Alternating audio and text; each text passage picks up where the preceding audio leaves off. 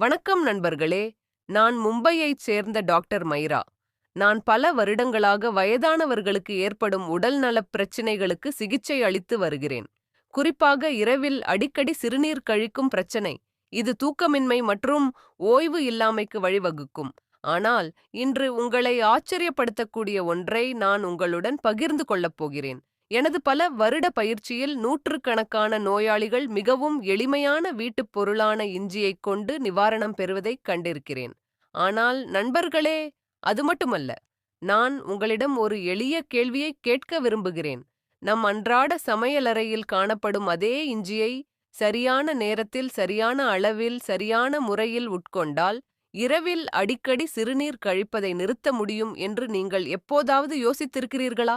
இந்த தூக்கமின்மை பிரச்சனையை மருந்துகளால் மட்டுமல்ல, இது போன்ற எளிமையான ஒன்றாலும் குணப்படுத்த முடியும் என்று நீங்கள் எப்போதாவது யோசித்திருக்கிறீர்களா? நண்பர்களே, இன்றைய கதை அந்த மர்மத்தை அடிப்படையாகக் கொண்டது. இஞ்சியை எப்படி சாப்பிட வேண்டும், எவ்வளவு சாப்பிட வேண்டும், எவ்வளவு நேரம் சாப்பிட வேண்டும், மிக முக்கியமாக எதைச் சாப்பிட வேண்டும் என்பதை நான் மிக விரிவாக விளக்கப் போகிறேன். ஆனால் அதற்கு முன், இஞ்சியை சரியாக பயன்படுத்திய பிறகு இரவில் எழுந்திருப்பதையே நிறுத்திவிட்ட எனது சில நோயாளிகளின் கதைகளை நான் உங்களுக்குச் சொல்ல விரும்புகிறேன். ஒரு வயதான நோயாளி என்னிடம் வந்தார். நான் அவரை 72 வயது மிஸ்டர் சர்மா என்று அழைப்பேன். இரவில் 4 அல்லது 5 முறை எழுந்திருப்பது அவருக்கு ஒரு கட்டாயமாகிவிட்டது. அவர் எவ்வளவு கொஞ்சம் தண்ணீர் குடித்தாலும் அல்லது எவ்வளவு மருந்து உட்கொண்டாலும் இரவு விழிப்புகள் நிற்கவில்லை. அவர் எழுந்திருப்பதால் வீட்டில் ஒரு டார்ச் லைட்டுடன் சுற்றித் திரிவார் என்று அவரது மனைவி கூறுவார். நான் அவருக்கு சிறப்பு இஞ்சி முறையை விளக்கியபோது அவர் 12 நாட்களுக்குப் பிறகு சிரித்தபடி என் மருத்துவமனைக்கு வந்து, டாக்டர், என் தூக்கம் திரும்பிவிட்டதாகத் தெரிகிறது என்றார். 63 வயதுடைய மற்றொரு நோயாளி, அவரை நாங்கள் வர்மாஜி என்று அழைப்போம், பல ஆண்டுகளாக இதே பிரச்சனையால் அவதிப்பட்டு வந்தார். போதுமான தூக்கம் இல்லாததால் காலையில் சோர்வாக இருப்பதாக அவர் தினமும் புகார் செய்வார். அவருக்கு இஞ்சி மருந்தை விட மிகவும் பயனுள்ளதாக இருந்தது. இப்போது இஞ்சி எப்படி நன்றாக வேலை செய்கிறது? நாங்கள் தினமும் இஞ்சி சாப்பிடுகிறோம், தேநீரில் சேர்க்கிறோம், காய்கறிகளில் சேர்க்கிறோம். ஆனாலும் அது ஏன் உதவுவதில்லை என்று நீங்கள் யோசிக்கலாம். நண்பர்களே, பதில் என்னவென்றால், இஞ்சியை மட்டும் சாப்பிட வேண்டியதில்லை. ஆனால் அதை ஒரு குறிப்பிட்ட முறையில் உட்கொள்ள வேண்டும். அப்போதுதான் அது இரவு நேர சிறுநீர் கழிப்பதில் ஒரு விளைவை ஏற்படுத்தும். இரவு நேர சிறுநீர் கழிப்பதற்கான முக்கிய காரணங்கள் வெறும் தண்ணீர் அல்லது மருந்துகள் அல்ல என்பதை அறிந்து நீங்கள் ஆச்சரியப்படுவீர்கள். வீக்கம், வாயு, செரிமான பிரச்சினைகள், சிறுநீர்ப்பை பலவீனம் மற்றும் சிறுநீரகங்களில் லேசான அழுத்தம் கூட அனைத்தும் குறிப்பிடத்தக்க காரணிகள். இவற்றில் பலவற்றில் இஞ்சி ஒரே நேரத்தில் செயல்படுகிறது. ஆனால் ஒரே நிபந்தனை, சரியான முறை. இன்று நான் பகிர்ந்து கொள்ளப் போகும் முறை மிகவும் எளிமையானது. நீங்கள் அதை எந்த பிரச்சனையும் இல்லாமல் தினமும் செய்யலாம். ஆனால் இஞ்சி தவறான நேரத்தில், தவறான அளவில் அல்லது தவறான பொருட்களுடன் உட்கொண்டால் அது அவ்வளவு பயனுள்ளதாக இருக்காது. சில சமயங்களில் எதிர் விளைவையும் ஏற்படுத்தக்கூடும் என்பதை அறிந்து கொள்வது அவசியம். நண்பர்களே, இன்று நான் உங்களுக்கு 5 பகுதிகளாக ஒவ்வொரு விவரத்தையும் சொல்லப் போகிறேன். அதை எப்படி சாப்பிட வேண்டும், எவ்வளவு சாப்பிட வேண்டும், என்ன சாப்பிட வேண்டும், எத்தனை நாட்களுக்கு சாப்பிட வேண்டும், என்ன தவிர்க்க வேண்டும், என்ன தவறுகளை உடனடியாக தவிர்க்க வேண்டும். ஏனென்றால் எனது குறிக்கோள் தகவல்களை வழங்குவது மட்டுமல்ல, பல ஆண்டுகளாக நீங்கள் தவறவிட்ட இரவு தூக்கத்தையும் அமைதியையும் உங்களுக்கு திரும்பக் கொடுப்பது. இப்போது இஞ்சியின் உண்மையான விளைவுகளுடன் ஆரம்பிக்கலாம். நீங்கள் இஞ்சியை சாப்பிடும்போது உடலில் என்ன மறைக்கப்பட்ட செயல்முறைகள் மாறுகின்றன. இது சிறுநீர்ப்பை தசைகளை எவ்வாறு தளர்த்துகிறது? சிறுநீரை தக்கவைக்கும் நரம்புகளை இது எவ்வாறு பாதிக்கிறது? அடிக்கடி இரவு சிறுநீர் கழிக்கும் பிரச்சனையை இது எவ்வாறு படிப்படியாக குறைக்கிறது? மிக முக்கியமாக, இஞ்சி அனைவருக்கும் பொருந்துமா அல்லது சிலர் அதை தவிர்க்க வேண்டுமா? இவை அனைத்தையும் பின்வரும் பிரிவுகளில் விரிவாக விவாதிப்போம். தயாராகுங்கள், ஏனென்றால் நீங்கள் கேட்கப் போவது உங்கள் வாழ்க்கையின் இரவுகளை மாற்றக்கூடும். நண்பர்களே, இப்போது இஞ்சி பல வயதானவர்களுக்கு நிவாரணம் பெற எவ்வாறு உதவியது மற்றும் அதன் சரியான பயன்பாடு உடலில் பல நேர்மறையான மாற்றங்களை எவ்வாறு ஏற்படுத்தும் என்பதை நீங்கள் அறிந்து கொண்டீர்கள். இப்போது இரவில் அடிக்கடி சிறுநீர் கழிக்கும் பிரச்சனையை குறைக்க இஞ்சி உடலில் செய்யும் உண்மையான செயல்பாடுகளை நான் உங்களுக்கு விளக்க விரும்புகிறேன். நினைவில் கொள்ளுங்கள், இது எந்த மருந்துக்கும் மாற்றாக இருக்காது. ஆனால் சமநிலையையும் தளர்வையும் பராமரிக்க இது மிகவும் உதவியாக இருக்கும். முதலில் அடிக்கடி சிறுநீர் கழிப்பதற்கு பல காரணங்கள் இருக்கலாம் என்பதை புரிந்து கொள்வது அவசியம். சில நேரங்களில் இது செரிமான பிரச்சனைகளுடன் தொடர்புடையது. சில நேரங்களில் இது குளிர்ந்த உணவுகள், சில நேரங்களில் உடலில் ஏற்படும் வீக்கம், சில நேரங்களில் லேசான சிறுநீர்ப்பை அழுத்தம் மற்றும் சில நேரங்களில் இரவு உணவு சாப்பிடுவதன் மூலம் கூட அதிகரிக்கிறது. இஞ்சி இந்த காரணங்களில் பலவற்றை ஒரே நேரத்தில் நிவர்த்தி செய்ய முடியும். அதனால்தான் இது பாரம்பரியமாக வயதானவர்களிடையே பயன்படுத்தப்படுகிறது. உடலில் வாயு உருவாகும்போது அல்லது செரிமானம் மெதுவாகும்போது வயிறு மற்றும் கீழ் முதுகில் ஒரு சிறிய அழுத்தம் உருவாகிறது. இந்த அழுத்தம் சிறுநீர்ப்பையை அடைகிறது. இது அதை மிகவும் உணர்திறன் மிக்கதாக ஆக்குகிறது. சிறுநீர் கழிக்கும் சிறிதளவு அறிகுறி கூட சிறுநீர் பாதையில் சிறிது அதிகரிப்பை ஏற்படுத்தும். சிறுநீர் கழிக்க வேண்டும் என்ற உந்துதல் உங்களுக்கு ஏற்படத் தொடங்குகிறது. உடல் ஓய்வில் இருக்கும்போதும் நரம்புகள் அதிக உணர்திறன் கொண்டதாகவும் இருக்கும்போது இந்த பிரச்சனை குறிப்பாக அதிகரிக்கிறது. இஞ்சி அதன் வெப்பமயமாதல் மற்றும் உற்சாகப்படுத்தும் பண்புகளுடன் இந்த உணர்திறனை தணிக்க உதவும். இஞ்சி செரிமானத்தை துரிதப்படுத்துகிறது. செரிமானம் மேம்படும் போது வாயு உற்பத்தி குறையும், வீக்கம் குறையும், மேலும் சிறுநீர்ப்பையில் கூடுதல் அழுத்தமும் குறையும். பல வயதான நோயாளிகள் இரவு நேரங்களில் சிறுநீர் கழித்தல் அதிகரிக்கும் போது வாயு அதிகரிக்கும் என்று அடிக்கடி தெரிவிக்கின்றனர். இரண்டும் ஒன்றோடொன்று இணைக்கப்பட்டுள்ளன, மேலும் இஞ்சி இரண்டிலும் செயல்படுகிறது. மேலும் இஞ்சி உடலில் உள்ள நரம்புகளுக்கு லேசான வெப்பமயமாதல் விளைவை அளிக்கிறது. சிறுநீர்ப்பையில் உள்ள நரம்புகள் அதிக உணர்திறன் கொண்டதாக மாறினால் ஒரு சிறிய அளவு சிறுநீர் கூட எழுந்து சிறுநீர் கழிக்க வேண்டிய நேரம் இது என்பதற்கான சமிக்ஞையை அவர்களுக்கு அனுப்புகிறது. இஞ்சி இந்த உணர்திறனை சிறிது அமைதிப்படுத்தும். இரவு நேர விழிப்புணர்வின் அதிர்வெண்ணை குறைக்கும். மீண்டும், இது ஒரு நேரடி சிகிச்சை அல்ல, மாறாக உடலை நிதானப்படுத்த ஒரு எளிய வழி. இப்போது மற்றொரு முக்கியமான விஷயத்திற்கு செல்லலாம். உடலில் லேசான வீக்கம்.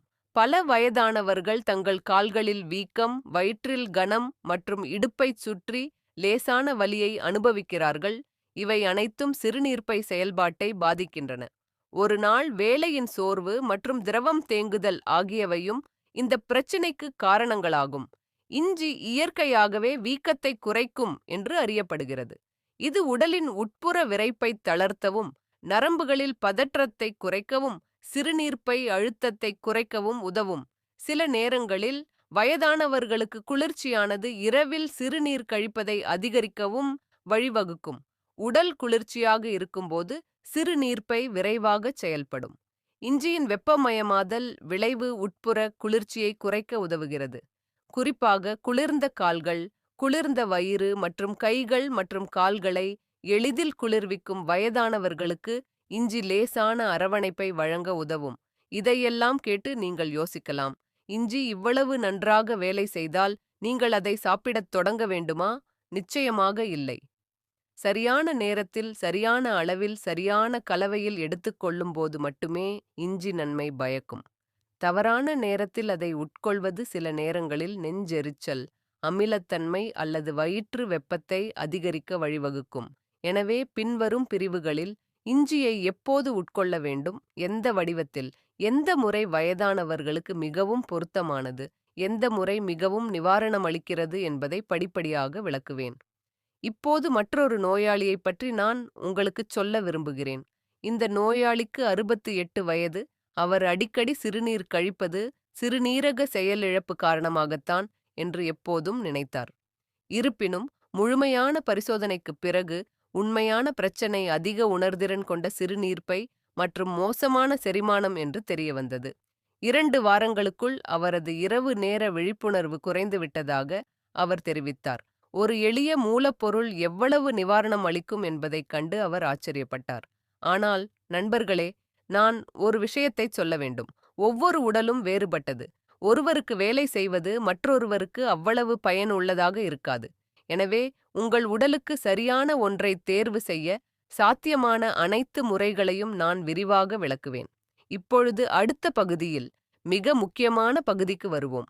இஞ்சியை எப்போது உட்கொள்ள வேண்டும், அதை எப்படி உட்கொள்ள வேண்டும், அதை எவ்வளவு உட்கொள்ள வேண்டும், அதை எதனுடன் இணைக்க வேண்டும், இது உடலுக்கு அதிக நிவாரணம் அளிக்கிறதா? நண்பர்களே, இப்போது நீங்கள் காத்திருந்த பகுதியை அடைந்து விட்டோம். ஏனென்றால் உண்மையான மந்திரம் இஞ்சியில் இல்லை, மாறாக அதன் சரியான பயன்பாட்டில் உள்ளது. பலர் தேநீர், காய்கறிகளில் இஞ்சியைச் சேர்க்கிறார்கள். சிலர் அதை பச்சையாக மென்று சாப்பிடுகிறார்கள். ஆனால் இவை எதுவும் இரவு நேரத்தில் சிறுநீர் கழிப்பதற்கு சரியான நேரத்தில் சரியான முறையில் எடுத்துக்கொள்ளும் இஞ்சியைப் போல நன்மை பயக்காது. முதல் கருத்தில் கொள்ள வேண்டியது நேரம். இஞ்சியை பகலில் எந்த நேரத்திலும் சாப்பிடலாம். ஆனால் இரவு நேர அசௌகரியத்தில் அதன் விளைவு மாலையில் சரியாக எடுத்துக்கொள்ளும் போது மட்டுமே தெரியும். ஏனெனில் நண்பர்களே, இஞ்சியின் விளைவுகள் படிப்படியாக உடலின் நரம்புகள், செரிமானம் மற்றும் வெப்பத்தை பாதிக்கின்றன. இரவு ஓய்வெடுக்க உடல் தயாராகும்போது அதன் விளைவுகள் படிப்படியாக தெரிய ஆரம்பிக்கும். சூரிய அஸ்தமனத்திற்கு 1 மணி நேரத்திற்குப் பிறகு உடல் சிறிது குளிர்ச்சியடையத் தொடங்கும். மாலை நேரம் வயதானவர்கள் இந்த குளிர்ச்சியை இன்னும் விரைவாக உணர்கிறார்கள். இந்த நேரத்தில் இஞ்சியின் லேசான சூடு உடலை மீண்டும் சமநிலைக்கு கொண்டு வரும். இப்போது அளவை பற்றி பேசலாம். நண்பர்களே, இஞ்சி பெரிய துண்டுகளாக சாப்பிட வேண்டிய பழம் அல்ல. இது ஒரு வலுவான காரமான பொருள். எனவே அதன் அளவு எப்போதும் சிறியதாகவும் கவனமாக அளவிடப்படவும் வேண்டும். பொதுவாக ஒரு நாளைக்கு 1 முதல் 2 கிராம் வரை ஒரு சிறிய அளவு வயதானவர்களுக்கு போதுமானதாக கருதப்படுகிறது. இந்த அளவு ஒரு சிறிய துண்டின் அளவு, தோராயமாக ஒரு விரல் நகத்தின் அளவு. இதைவிட பெரியது சில நேரங்களில் உடலில் வெப்பம் அல்லது எரியும் உணர்வை ஏற்படுத்தும். எனவே ஒவ்வொரு நபரும் தங்கள் உடலுக்கு ஏற்ப படிப்படியாக அளவை சரி செய்ய வேண்டும். இப்போது மிக முக்கியமான விஷயம் வருகிறது. சுருக்கமாகச் சொல்லப்போனால், இஞ்சியை எப்படி சாப்பிடுவது? வயதானவர்களுக்கு எந்த முறை அதிக நிவாரணம் அளிக்கும்? முதல் முறை வெதுவெதுப்பான நீரில் இஞ்சி. வயிற்றில் வாயு, கனத்தன்மை அல்லது அஜீரணத்தால் அவதிப்படுபவர்களுக்கு இந்த முறை பயனுள்ளதாக இருக்கும். மாலையில் ஒரு சிறிய துண்டு இஞ்சியை எடுத்து மெதுவாக மென்று பின்னர் 2 அல்லது 3 டம்ளர் வெதுவெதுப்பான நீரை குடிக்கவும்.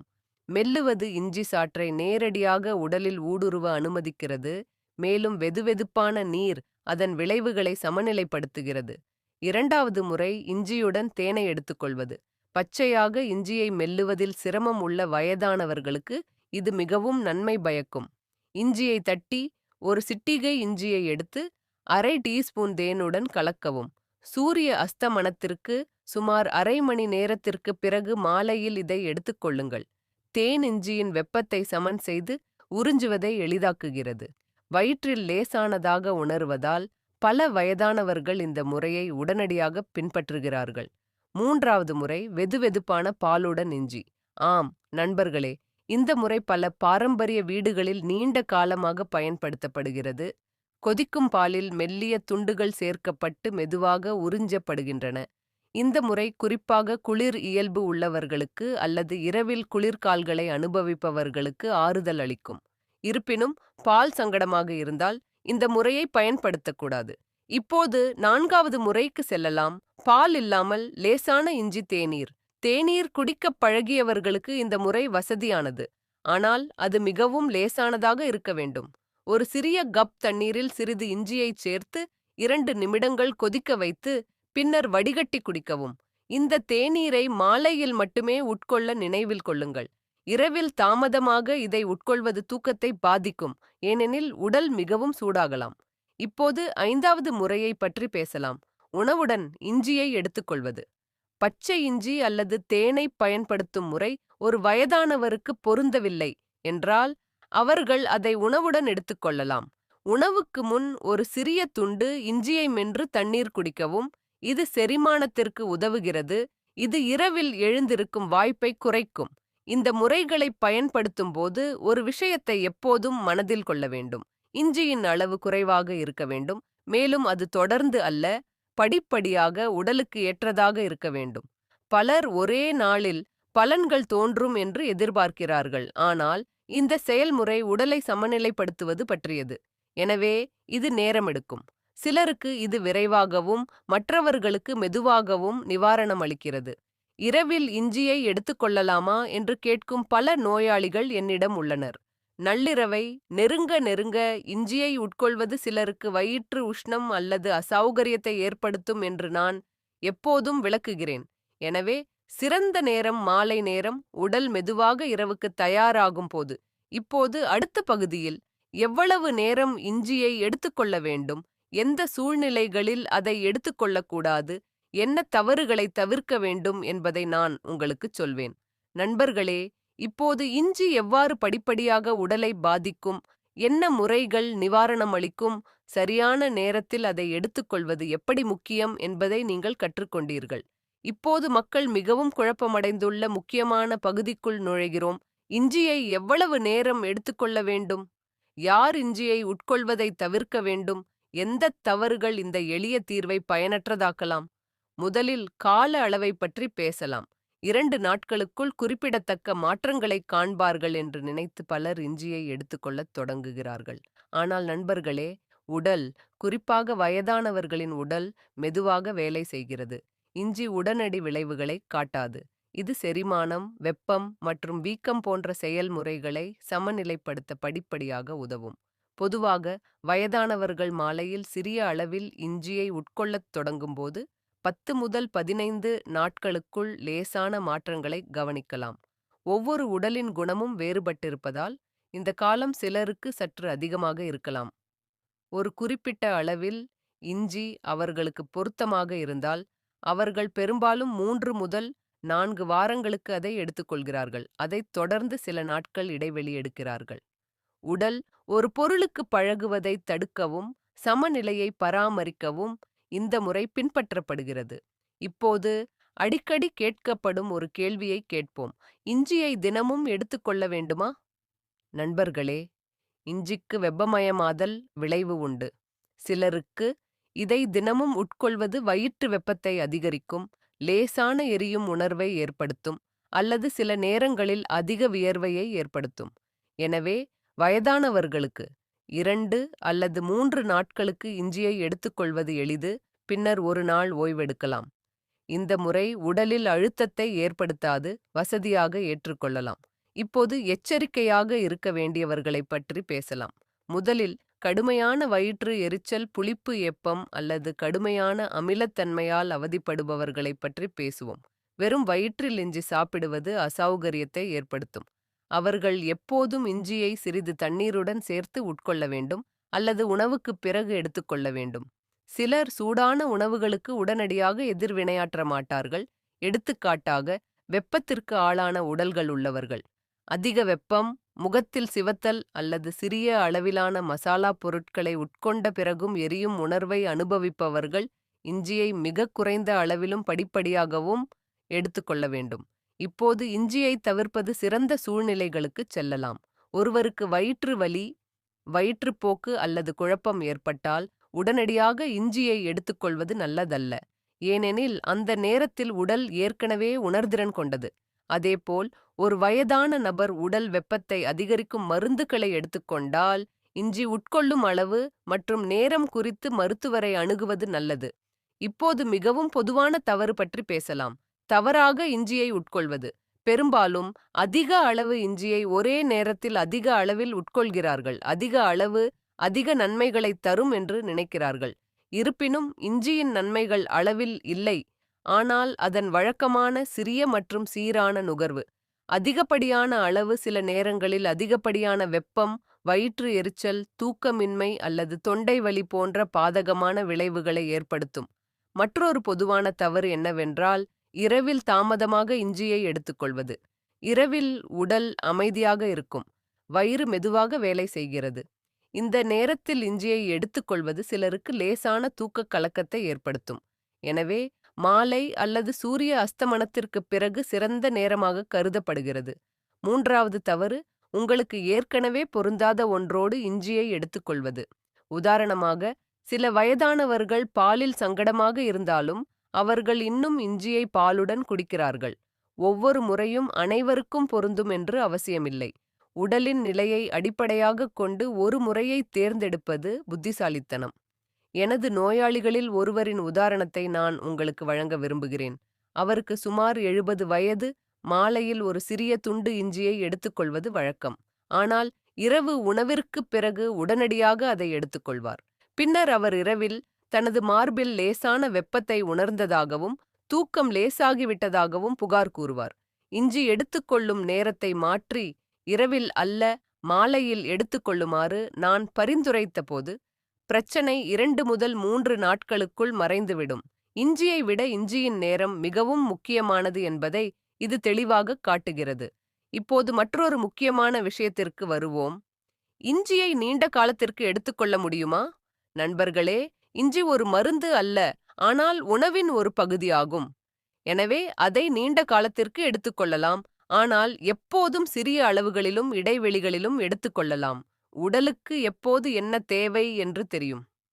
நாம் கேட்க கற்றுக்கொள்ள வேண்டும்.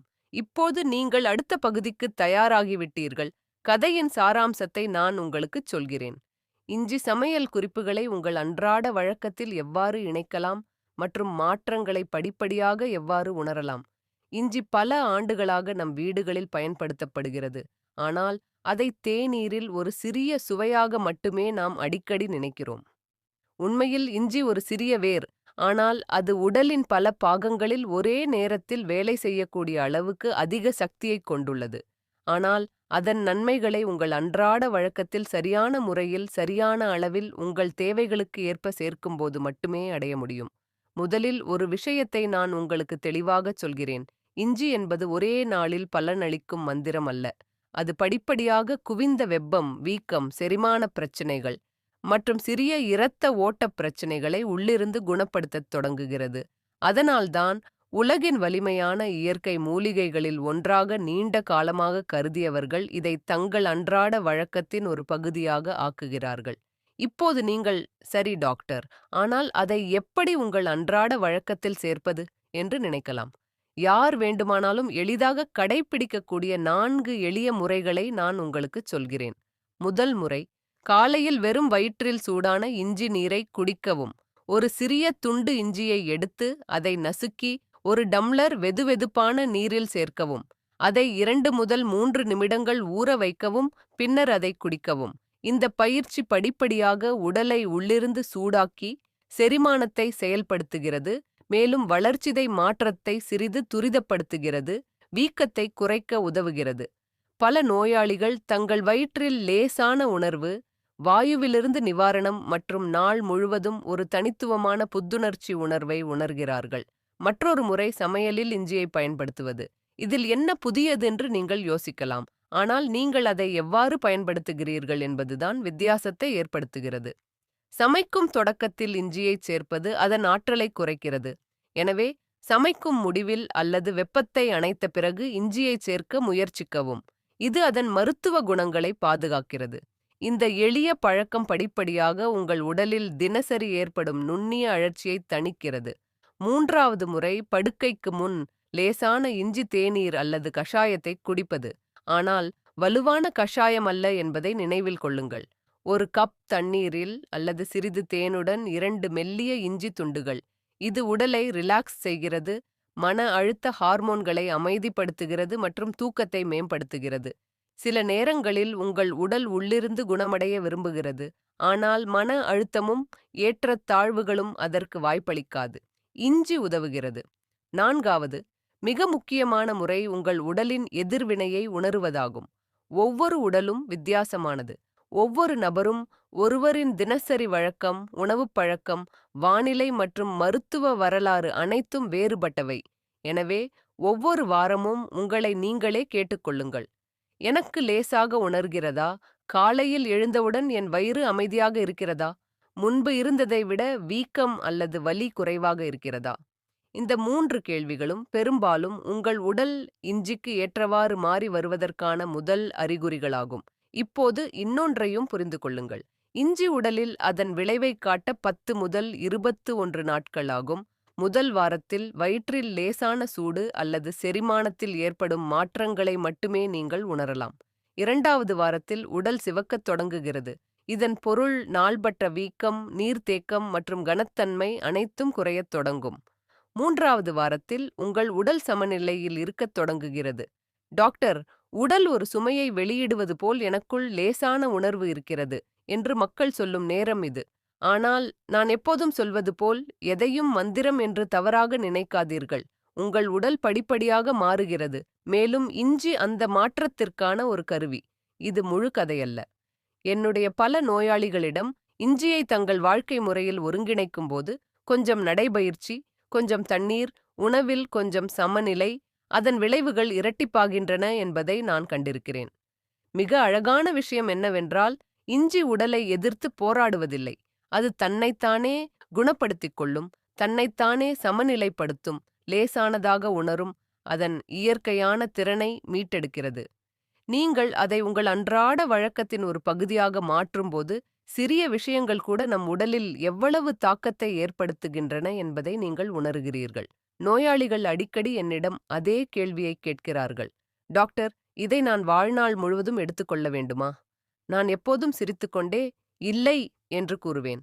ஆனால் அது உங்கள் வாழ்க்கையின் ஒரு பகுதியாக இருக்க வேண்டும் என்று நீங்கள் விரும்புவீர்கள். ஏனென்றால், ஏதாவது உங்களுக்கு உள்ளிருந்து நன்றாக உணர வைக்கும்போது நீங்கள் அதை விட்டுவிட விரும்ப மாட்டீர்கள். எனவே நீங்கள் இந்த பயணத்தைத் தொடங்கப் போகிறீர்கள் என்றால், இதை நினைவில் கொள்ளுங்கள்.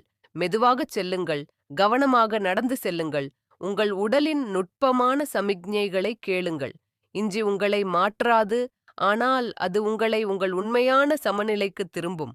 அதுதான் உண்மையான குணப்படுத்துதல்.